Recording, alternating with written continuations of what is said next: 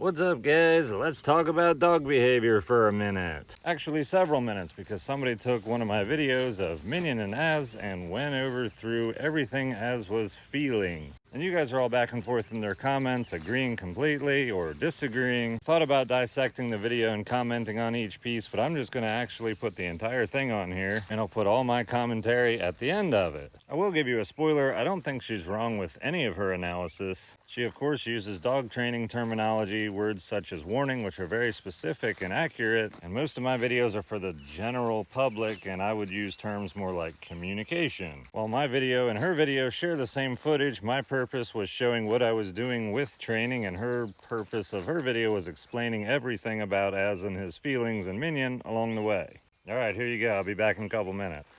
Can you spot the subtle back-off warning signs that occur before a dog gets up to growling, snapping, snarling? I love this video because it is full of them. Bigger boy Az here starts off with some lip licks, then we get a yawn here and that flutter tail, as well as averting his gaze. These are all what's called a calming signal and very classic signs that a dog is asking for space. You can see as Minion comes in, Az closes that mouth tightly and continues lip licking. Those ears are also pulled back and we get a bunch of excessive blinking. Az right here is also very specifically averting his gaze from Minion, which once again is a calming signal to ask for space. And as Minion comes into that bowl, you can see that facial change. So let's see it once again in slow motion. There's the heavy blinking calming signal, as Az is very specifically not looking over at Minion. Minion comes in a bit further, and Az is still very specifically looking away from him. We get another heavy blink. And as Minion takes the food bowl here, we get a tightening mouth, lowering head, and some lip licks, all from Az, as he's having some feelings about that. He then is pretty intently staring at Minion here and retaining that closed mouth.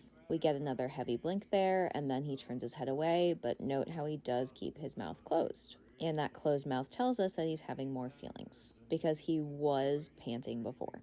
So while this does say that there aren't any warnings given here, these are all actually warnings, and here's an even bigger one.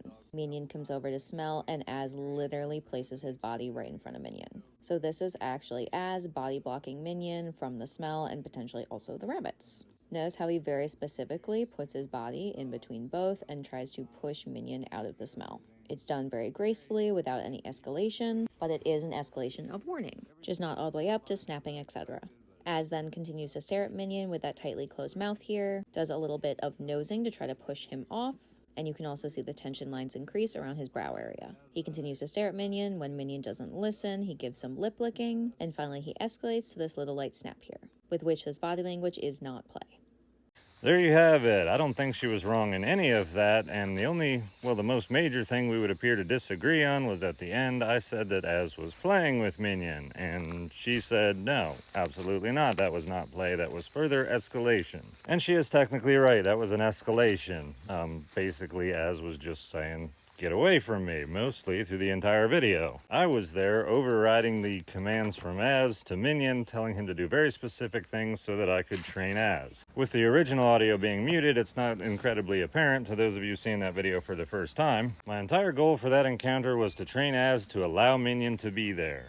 Az and I have a relationship, and it was supervised so that Az understood that I was allowing this to take place, and while he could protest in the ways he was communicating, I didn't want it to go any further, and he didn't take it too far. And Minion absolutely trusts the heck out of me to ignore Az and go for it. But anyway, I called it play. It really wasn't play, but I wouldn't have called it to the general public aggression, because most people don't see that as aggression. Aggression is biting, snapping, snarling, all this kind of thing. Technically, however, I'm wrong and she's right, and I should not have used the term playing because it is misleading and it doesn't help educate people properly on dog behavior. Even though that's not my content, I could end up misleading somebody, and I shouldn't have said that.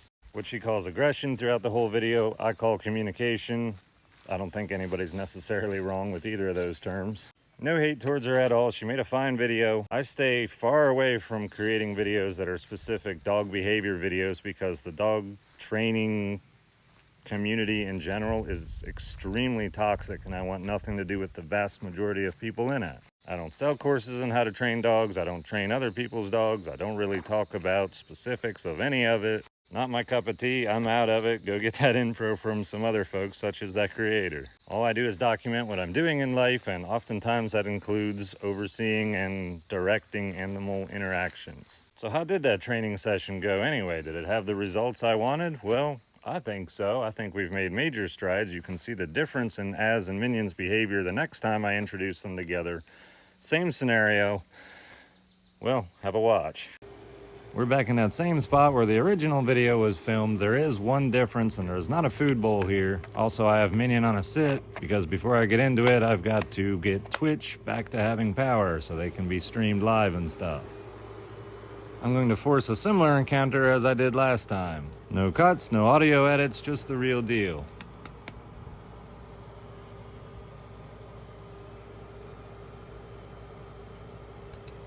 Az.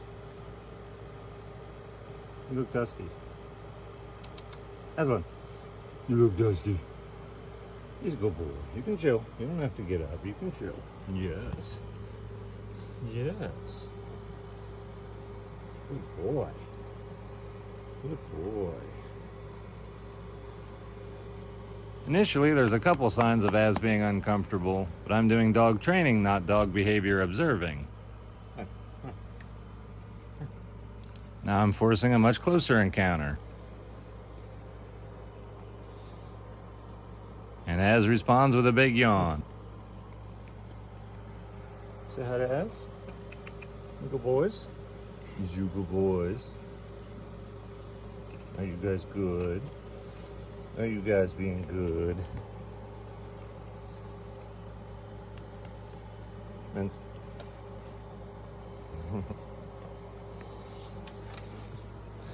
Oh, we got shoved. Yes. How you doing? How you doing? Good boy. Good boy. Where's Minion? Listen. What about the Minion? What about the Minion? The goal here is to allow Minion around the rabbits without Az driving him off. I'm sure some people are afraid Minion's going to learn to ignore Az's warnings, or that Az is randomly going to allow anything near the rabbits. Here. But that's not going to happen. You can't train the genetic disposition out of a dog that easily. We are certainly having a much different encounter than the first time.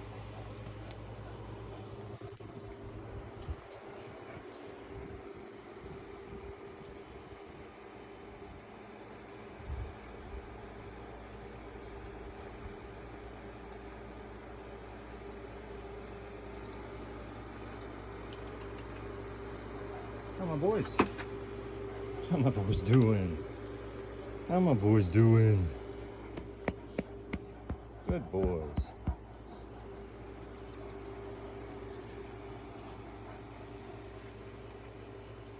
Good boys.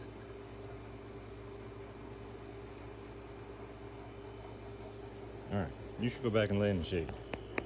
Mince, we got other stuff we gotta do. Come on, Mince.